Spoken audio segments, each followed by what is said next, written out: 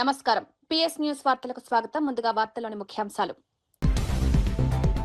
రాష్ట్ర వ్యాప్తంగా సంజీవని ప్రాజెక్ట్ అన్న సీఎం. డిజిటల్ హెల్త్ తో వైద్య రంగంలో మార్పులు. ప్రతి కుటుంబంపై వైద్య ఖర్చుల భారం తగ్గించడమే లక్ష్యం. ఏఐ ఆధారిత వైద్య సేవలకు ప్రాధాన్యత.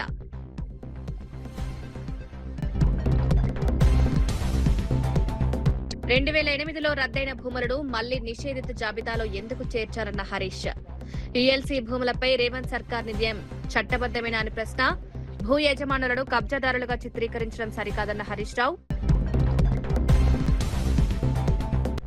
బీసీల అభ్యున్నతిని అడ్డుకునేందుకు జగన్ కుట్రలు చేస్తున్నారన్న కొల్లు రవీంద్ర.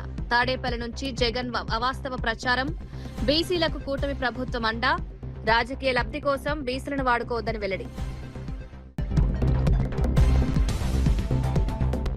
ఫీజు రియంబర్స్మెంట్ పై బీజేపీ దీక్ష ఎందుకన్న ఈరవత్రి అనిల్. సమస్య పరిష్కారమైన తర్వాత దీక్ష ఎందుకని ప్రశ్న. విద్యార్థుల పేరుతో బీజేపీ పబ్లిసిటీ స్టంట్. ఫీజు బకాయిలపై ప్రభుత్వం చర్యలు తీసుకుంటోందన్న మంత్రి. పాయకరావుపేటకు పోలవరం నీరు ఎప్పటి నుంచి వస్తుందో చెప్పిన అనిత. 35,000 ఎకరాలకు సాగునీరు. పోలవరం ఎడమ కాలువపై అనిత కీలక ప్రకటన.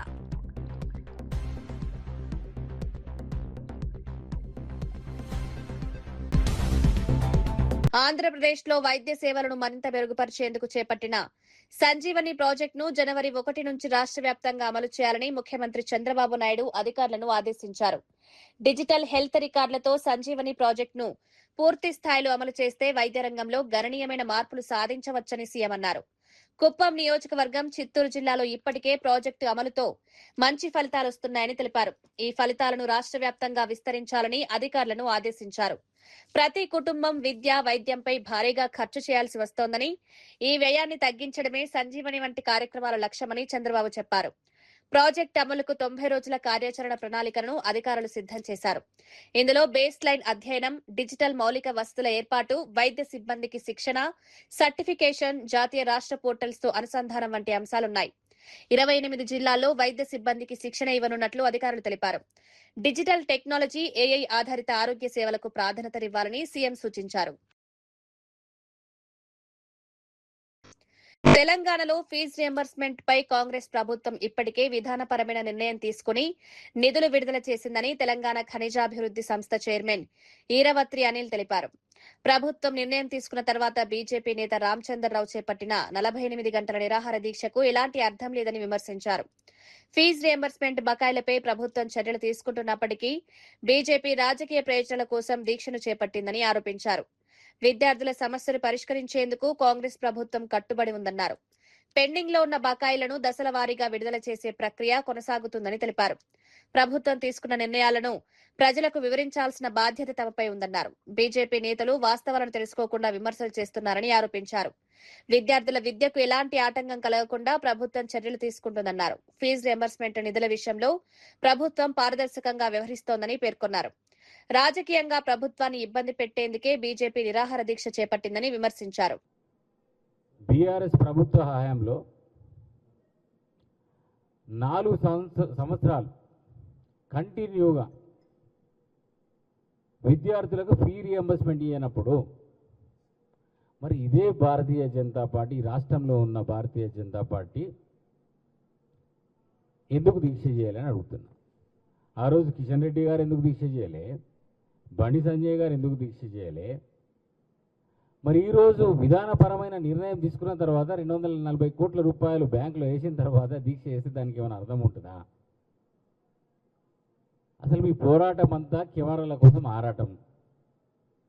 కెమెరా ముందు కనబడాలా, ఫోజులు ఇవ్వాలా, పోరాటం చేస్తున్నట్టు భ్రమ కల్పించాలా. ఇది మీ విధానం. పక్క రాష్ట్రంలో మీరే కదా అధికారంలో ఉన్నది. అక్కడ తెలుగుదేశం పార్టీతో కలిసి మీరు ప్రభుత్వం ఏర్పాటు చేసినారు కదా, ఎన్డీఏ అధికారంలో ఉంది కదా. మరి అక్కడ 7,800 కోట్ల రూపాయల బకాయిలు ఉన్నాయని చెప్పేసి అంటున్నారు కదా. ఆడపోయి దీక్ష చేయండి, ఈడ కాదు. దీక్ష చేయాల్సింది మీరు ఆడ. పోనీ ఈ దేశంలో భారతీయ జనతా పార్టీ పాలిస్తున్న రాష్ట్రాలు ఉత్తరప్రదేశ్ కావచ్చు, మధ్యప్రదేశ్ కావచ్చు, రాజస్థాన్ కావచ్చు, ఢిల్లీ కావచ్చు, ఒరిస్సా కావచ్చు, ఇంకా ఇతర రాష్ట్రాల్లో ఎక్కడైనా, మహారాష్ట్రలో కావచ్చు, ఎక్కడైనా కానీ ఫీ రియంబర్స్మెంట్ స్కీమ్ ఉందా అని అడుగుతున్నా. ఏడలేదు. అక్కడ పోయి ధర్నాలు చేయి రామచంద్రరావు గారు. ఈ వయసులో మీరు ధర్నా చేయడం ఏంటి? 48 గంటలు దీక్ష చేస్తే అదేదో ఆంబోతుల అరవింద్ ఉంటాడుగా, ఈ వయసులో మీరు చేయడం కూడా మంచిది కాదు రామచంద్రరావు గారు. అరవింద్ లాంటి ఆంబోతులతోనో ఇంకెవరితోనో పుష్టిగా ఉండేటోళ్ళతోని ధర్నా చేయిస్తే కనీసం మీకైనా మీ ఆరోగ్యానికైనా మంచిది. మీరెందుకు చేశారో నాకు అర్థం కాలే. మరి మీ రాష్ట్రాల్లో పరిస్థితి అది. ఉత్తరప్రదేశ్లో భయంకరమైన పరిస్థితి. అక్కడ ఫీ రియంబర్స్మెంట్ లేదు. ఇక మధ్యప్రదేశ్లో మీ నిర్వాహకం గురించి కూడా మేము చెప్పాలి కదా. మధ్యప్రదేశ్లో ఇగో నిన్న మన అంటే ఆగస్ట్ 21 నాడు MP scholarship delay, 3.5 lakh students await funds as bank error stall payments. ఇది ఎన్ని రోజుల నుంచి? రాష్ట్ర ప్రగతిని, బీసీల అభ్యున్నతిని అడ్డుకునేందుకు తాడేపల్లి నుంచి జగన్ కుట్రలు చేస్తున్నారని మంత్రి కొల్లి రవీంద్ర విమర్శించారు. ఎన్డీఏ ప్రభుత్వం బీసీల సంక్షేమానికి పూర్తిగా కట్టుబడి ఉందని తెలిపారు. గత వైఎస్సార్సీపీ పాలనలో బీసీలను పూర్తిగా నిర్వీర్యం చేశారని ఆరోపించారు. బీసీలకు విద్య, ఉపాధి, రాజకీయ అవకాశాలు కల్పించడంలో కూటమి ప్రభుత్వం ప్రత్యేక దృష్టి పెట్టిందన్నారు. తాడేపల్లి నుంచి వస్తున్న అవాస్తవ ప్రచారాలను ప్రజలు నమ్మొద్దని కోరారు. బీసీల అభివృద్ధి కోసం ప్రభుత్వం చేపడుతున్న కార్యక్రమాలను ప్రజలకు వివరించారు. గ్రామీణ ప్రాంతాల్లో బీసీ వర్గాలకు మౌలిక వసతులు, ఉపాధి అవకాశాలు పెంచేందుకు చర్యలు తీసుకుంటున్నామన్నారు. బీసీ సంక్షేమ పథకాల అమలులో పారదర్శకత పాటిస్తున్నామన్నారు. గత ప్రభుత్వంలో బీసీలకు న్యాయం జరగలేదన్న విమర్శలను ప్రస్తావిస్తూ ప్రస్తుత ప్రభుత్వం సమగ్రంగా పనిచేస్తోందన్నారు. రాజకీయ ప్రయోజనాల కోసం బీసీలను ఉపయోగించుకునే ప్రయత్నాలు జరుగుతున్నాయని ఆరోపించారు. 19 నుంచి కూటమి ప్రభుత్వం కొనసాగి ఉంటే ఇవాళ ఆంధ్ర రాష్ట్రంలో సస్యశ్యామలంగా ఉండేది. దురదృష్టం మీ వల్ల మరి ఈరోజు ప్రాజెక్టులన్నీ కూడా దెబ్బతిన్నాయి.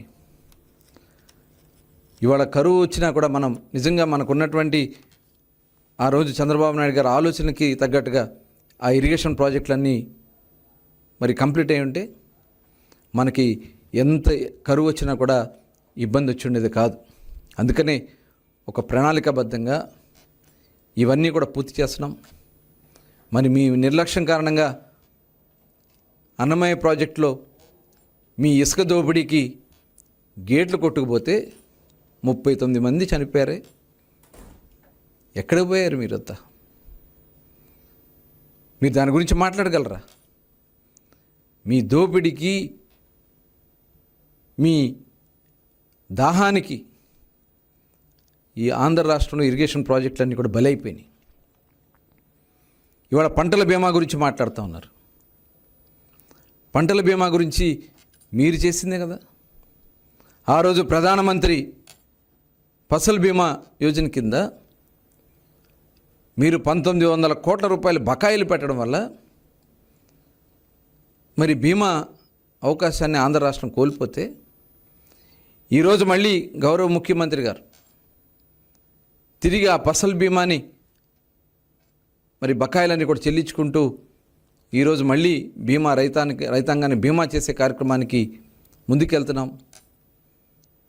ఈరోజు రైతాంగాన్ని అందరినీ కూడా ఆదుకునే విధంగా కార్యాచరణ చేసుకుంటున్నాం. స్థానిక సంస్థల ఎన్నికలు సమీపిస్తున్న నేపథ్యంలో వైఎస్సార్సీపీ అధినేత వైఎస్ జగన్ బీసీల గురించి మాట్లాడుతున్నారని ఏపీ మంత్రి సవిత విమర్శించారు. గత వైఎస్సార్సీపీ ప్రభుత్వం బీసీల సమస్యలను తగిన స్థాయిలో పరిష్కరించలేదని ఆరోపించారు.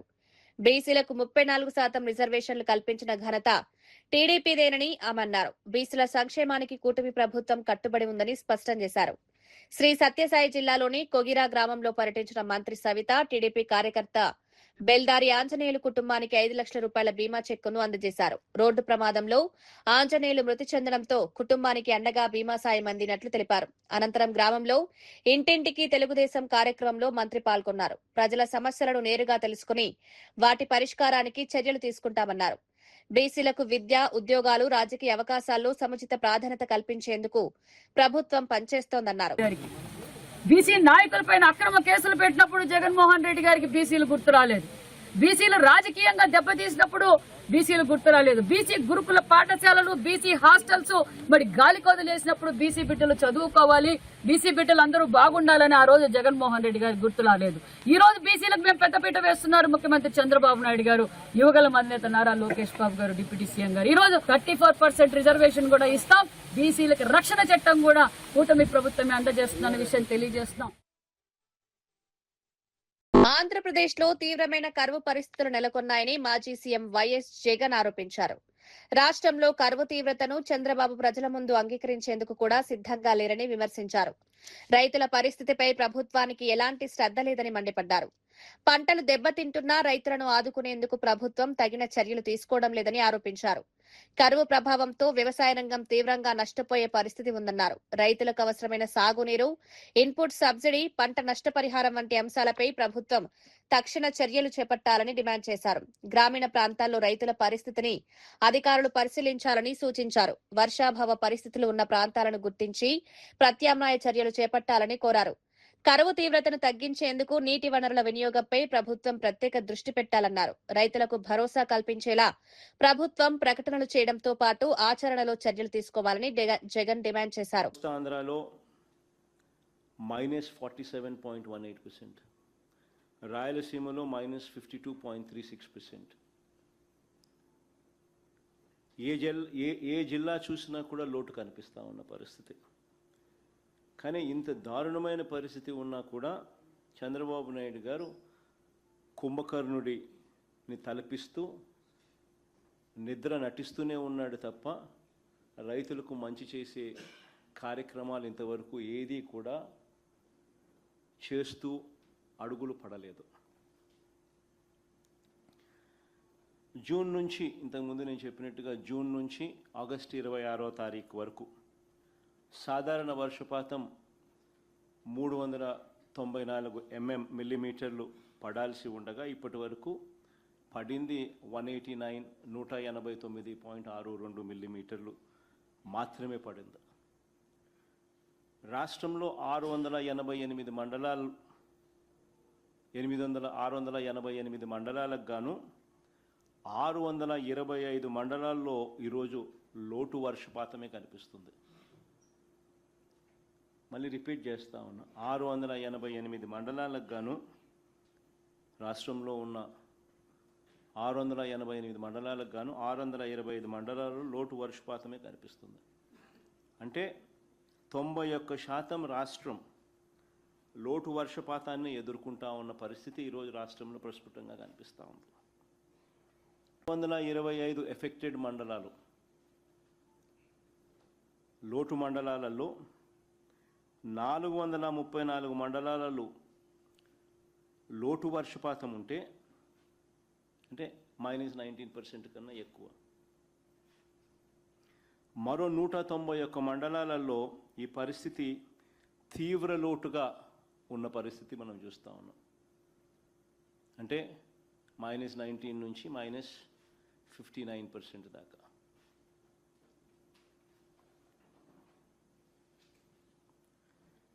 ఇక జిల్లాల పరంగా చూస్తే 28 జిల్లాలకు 28 జిల్లాల్లోనూ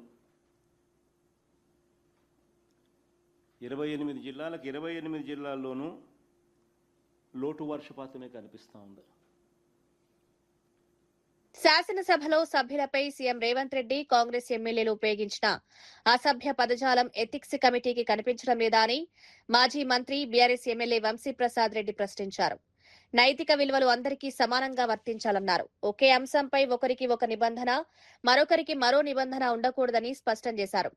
కౌశిక్ రెడ్డికి వర్తించే నిబంధనలే సీఎం రేవంత్ రెడ్డికి, కాంగ్రెస్ నాయకులకు కూడా వర్తించాలని డిమాండ్ చేశారు. ముందుగా రేవంత్ రెడ్డినే ఎథిక్స్ కమిటీ ముందుకు పిలిచి ఆయన వ్యాఖ్యలపై విచారణ జరపాలన్నారు. శాసనసభలో సభ్యులు పరస్పరం గౌరవంగా వ్యవహరించాల్సిన బాధ్యత ఉందన్నారు.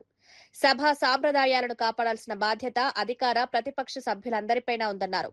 నిబంధనలు ఉల్లంఘించిన వారిపై పార్టీ, పదవులతో సంబంధం లేకుండా చర్యలు తీసుకోవాలని కోరారు. ఎథిక్స్ కమిటీ నిర్ణయాల్లో రాజకీయ వివక్ష ఉండకూడదన్నారు. అధికార పార్టీకి చెందిన సభ్యులు తప్పు చేసినా అదే విధంగా చర్యలు తీసుకోవాలని డిమాండ్ చేశారు. చేస్తా ఉన్నా ఈ ముఖ్యమంత్రినే ముందు ఎథిక్స్ కమిటీ ముందుకు పిలవాలి. ఫస్ట్ పిలవాల్సింది ఆయన్నే. ఇప్పుడు నైతిక విలువలు అంటే అందరికి ఒక రకంగానే వర్తించాలి. కౌశిక్ రెడ్డికి ఒక తిరిగా, ముఖ్యమంత్రికి ఒక తిరిగా, దానం నాగేందర్కి ఒక తిరిగా, సామేల్ గారికి ఒక తిరిగా, ఇట్లా ఎవరికి వాళ్ళతో విడివిడిగా కాదు కదా.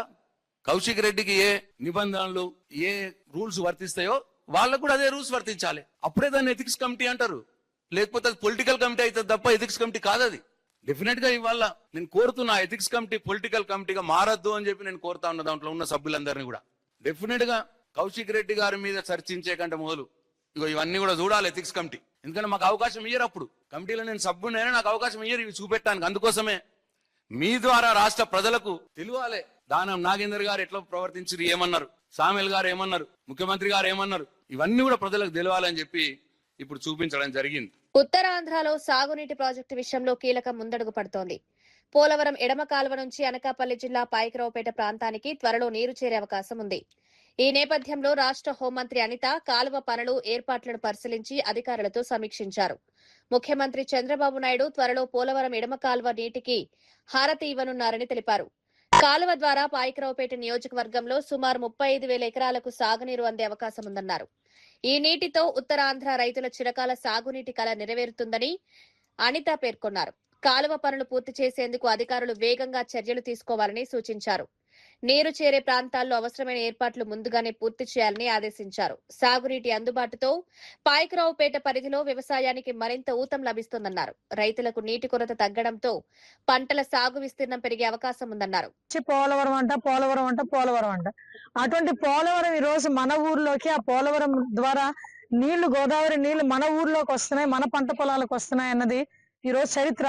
మన రేపొద్దు భావి తరాల వాళ్ళకి కూడా చెప్పుకునే దానికి ఒక మంచి తరుణం కింద భావించుకోవాలి. ఇక్కడ ఉత్తరాంధ్ర ప్రజలందరూ కూడా ఈ గోదావరి జలాలకి ఆహ్వానం పలకాలి. మనం ఎంతో భక్తి శ్రద్ధలతో ఈ రోజు పంచభూతాల్లో ఒకటైన నీటిని ఈ రోజు అంతే దైవకంగా భావించే మనందరం కూడా ఆ గోదావరి జలాలని సార్థకత చేరుకునే విధంగా మనం ఉపయోగించుకోవాలని, వచ్చే నీళ్ళని కూడా మనందరం కూడా సాధారణంగా ఆహ్వానించాలని మిమ్మల్ని అందరినీ కోరుకుంటున్నాం. ఉత్తరప్రదేశ్ లో రాబోయే అసెంబ్లీ ఎన్నికల రాజకీయాలపై ఏఐఎంఐఎం అధినేత హైదరాబాద్ ఎంపీ అసదుద్దీన్ ఓవైసీ కీలక వ్యాఖ్యలు చేశారు. యూపీలో బీజేపీని ఓడించేందుకు ప్రతిపక్ష పార్టీలతో పొత్తు పెట్టుకోవడానికి తమ పార్టీ సిద్ధంగా ఉందని స్పష్టం చేశారు. అయితే కూటమిలో తమ పార్టీకి తగిన గౌరవం, సమానమైన హోదా కల్పించాలని ఓవైసీ డిమాండ్ చేశారు.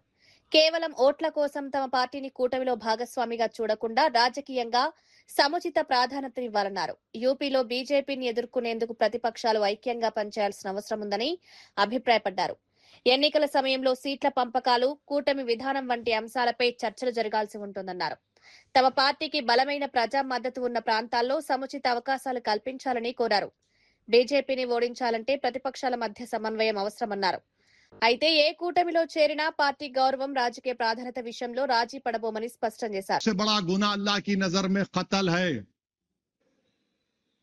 है और हदीस शरीफ में आया कि तुम जिसको आज कत्ल कर रहे हो ना, वो उसी खून आलूदा हालत में अल्लाह के अर्श के सामने आकर कहेगा, परवरदिगार मुझसे इंसाफ कर दे, जिन लोगों ने मुझे मारा था।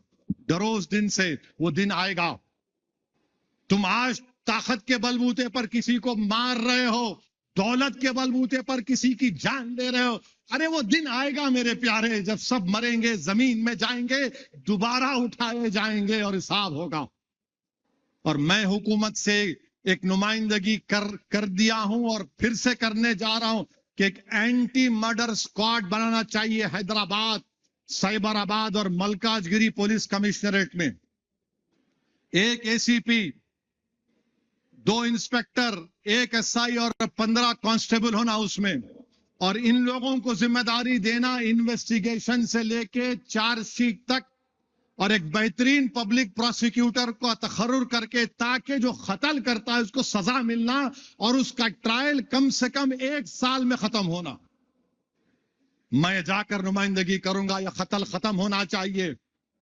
2008లో అప్పటి ముఖ్యమంత్రి వైఎస్ రాజశేఖర్ రెడ్డి యూఎల్సీ భూములను రద్దు చేశారని మాజీ మంత్రి హరీష్ రావు అన్నారు. అయితే ఇప్పుడు రేవంత్ రెడ్డి ప్రభుత్వం 2008 కంటే ముందు యూఎల్సీలో ఉన్నాయని చెప్తూ ప్రజల భూములను నిషేధిత జాబితాలో చేర్చిందని ఆరోపించారు.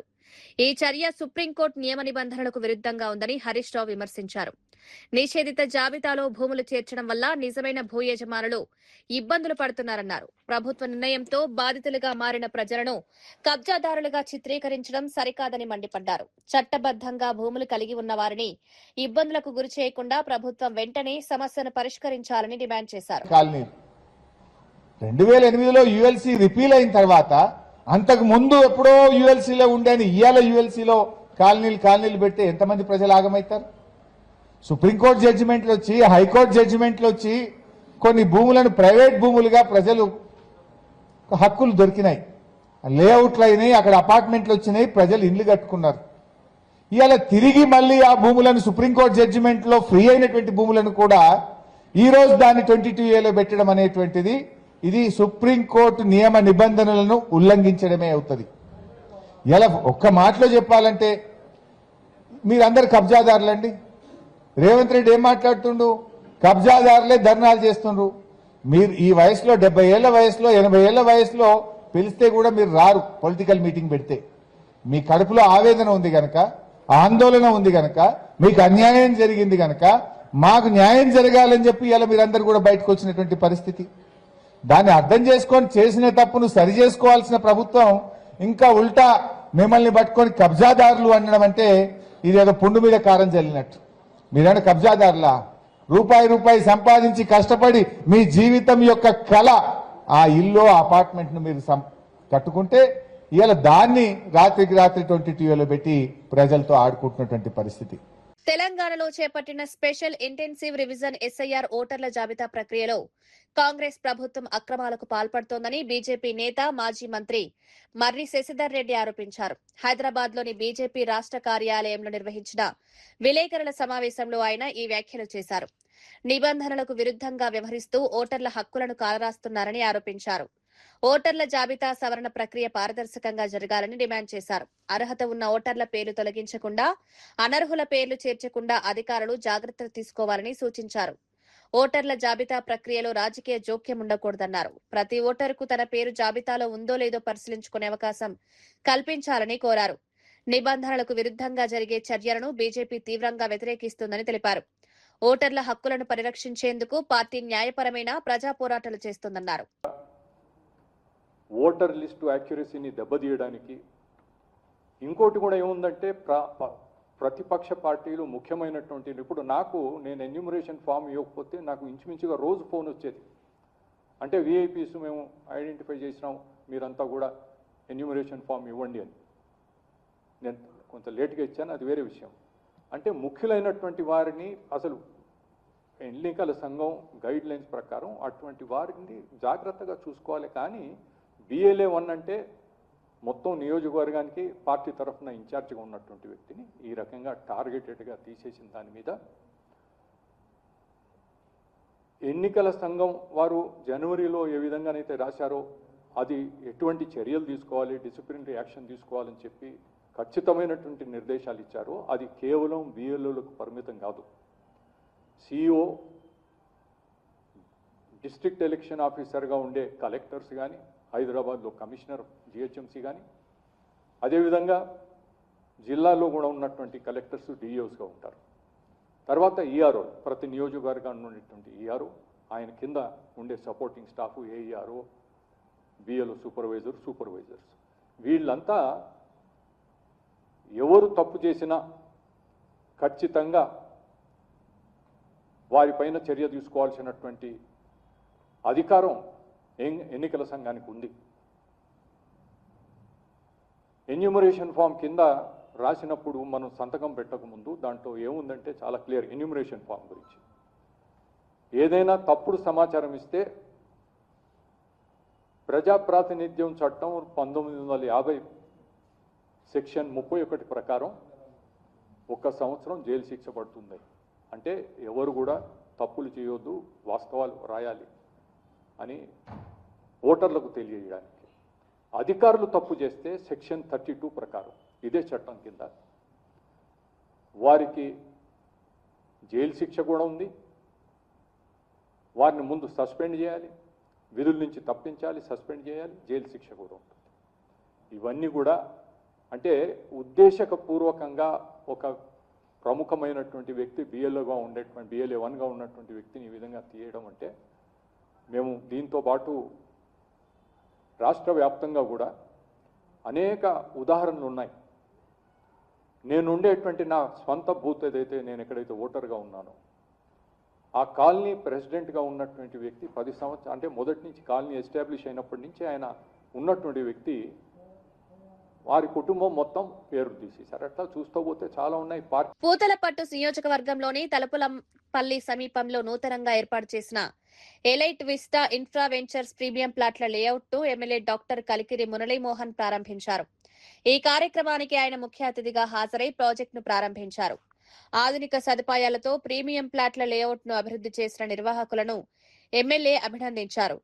ప్రాంతంలో మౌలిక వసతుల అభివృద్ధికి ప్రాధాన్యత ఇవ్వాలని సూచించారు. కొత్తగా ఏర్పాటవుతున్న ప్రాజెక్టులు స్థానిక ప్రాంత అభివృద్ధికి దోహదపడాలన్నారు.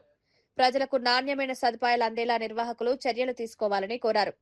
ఈ సందర్భంగా ప్రాజెక్టు ప్రతినిధులు లేఅవుట్ ప్రత్యేకతలను వివరించారు. ఆధునిక మౌలిక వసతులు, రహదారులు, ఇతర సదుపాయాలతో ప్రాజెక్టును రూపొందించినట్లు తెలిపారు. పెట్టుబడిదారులకు అవసరమైన సౌకర్యాలు అందించేందుకు చర్యలు తీసుకుంటున్నామన్నారు. అలాంటి గ్రామాల్లో నాణ్యమైనటువంటి రోడ్లు వేసి అండర్ గ్రౌండ్ డ్రైనేజ్ సౌకర్యం కల్పించి, వీధి లైట్ సౌకర్యం కల్పించి, వాటర్ పైప్ లైన్ సౌకర్యం కల్పించి, అంటే ఇప్పుడు జీవన విధానంలో మార్పు వచ్చింది. పక్కింటోడు ఎదురింటోడు మన గురించి, మన స్థలం గురించి న్యూసెన్స్ ఉండకూడదు. ఎవరికున్న దాంట్లో వాళ్ళు గౌరవంగా బ్రతకాలన్నటువంటి జీవన విధానం అలవాటు పడిన తర్వాత చాలామంది గ్రామాల్లో కూడా స్పెసిఫిక్ ప్లేస్ చూసుకొని అక్కడికి వెళ్తున్నారు. ఎందుకంటే నిత్యం మనం అనేక రకాలైనటువంటి పని ఒత్తిడిలోనో లేకపోతే ఉద్యోగ ఒత్తిడిలోనో మనం ఉన్నటువంటి ఒత్తిడిలో పక్కింటి వాళ్ళతో ఇంకొకరితో న్యూసెన్స్ కానీ నష్టగానే ఉండకూడదు అనేది ప్రజల్లో పెరిగినటువంటి ఆలోచన, చదువుకున్న పిల్లల్లో పెరిగినటువంటి ఆలోచన. ఇలాంటి క్రమంలో ఇలాంటి స్పష్టమైనటువంటి సౌకర్యాలతో పాటుగా అన్ని విభజనలు పూర్తిగా చేసి ఈ రోడ్డు పక్కన మాకుందని, ఈ సందులో మాకుందన్నటువంటి ఇబ్బంది లేకుండా గ్రామాల్లో కూడా ఇట్లాంటి సౌకర్యం ఉండడం అనేది చాలా మంచి ఆలోచన. ఇది నగరాల్లోకి ఎందుకు పోతున్నారు జనాలు? నగరాల్లో ఇలాంటి సౌకర్యాలు ఉన్నాయని. ఈరోజు మనం ఓపెన్ డెఫికేషన్ వద్దు అని చెప్తున్నాం, కానీ పల్లెటూరులో ఒక లెటర్ని కట్టుకుంటే దానికి సంబంధించిన కనెక్షన్ ఎక్కడికి పోవాలా, టాయిలెట్ ఎక్కడికి పోవాలన్నటువంటి ఆలోచన. అదే ఇలాంటి ఒక అమ్యూనిటీ క్రియేట్ చేసినటువంటి ప్రాంతాల్లో ఉంటే ఖచ్చితంగా మనం కోరుకున్నటువంటి సౌకర్యాలన్నీ కూడా ఉండడంతో పాటు సౌకర్యం కూడా ఉంటుంది. కాబట్టి ఇలాంటి ఒక వ్యవస్థను ఏర్పాటు చేసినటువంటి ఊట్ల నాగరాజు నాయుడు గారిని, వారి కుమారుడు శ్యామ్ సుందర్ని, అట్లాగే వారి కుటుంబ సభ్యులందరినీ కూడా హృదయపూర్వకంగా అభినందిస్తున్నాను. దీన్ని సరసమైన ధరలకి మనం కూడా సూచిస్తూ ఉంటారు. మంచి సౌకర్యం కల్పించినప్పుడు వాళ్ళ ఆదాయం తక్కువ పెట్టుకొని అందరికి కూడా అందుబాటులో ఉండే ధరకి ఇమ్మని చెప్పి నాగరాజు నాయుడు గారికి సూచిస్తూ I wish all the very best. Thank you. రాష్ట్ర వ్యాప్తంగా సంజీవని ప్రాజెక్ట్ అన్న సీఎం డిజిటల్ హెల్త్ తో వైద్య రంగంలో మార్పులు, ప్రతి కుటుంబంపై వైద్య ఖర్చుల భారం తగ్గించడమే లక్ష్యం. ఏఐ ఆధారిత వైద్య సేవలకు ప్రాధాన్యత.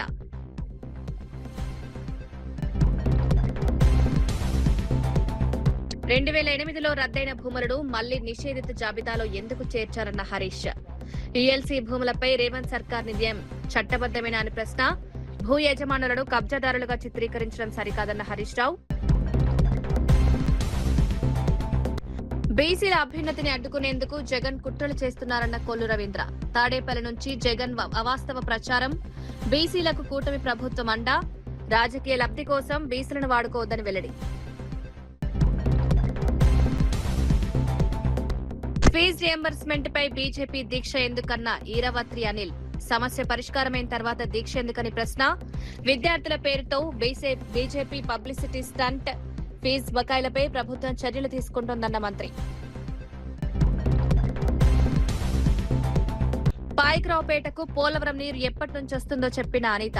35,000 ఎకరాలకు సాగునీరు, పోలవరం ఎడమ కాలువపై అనిత కీలక ప్రకటన.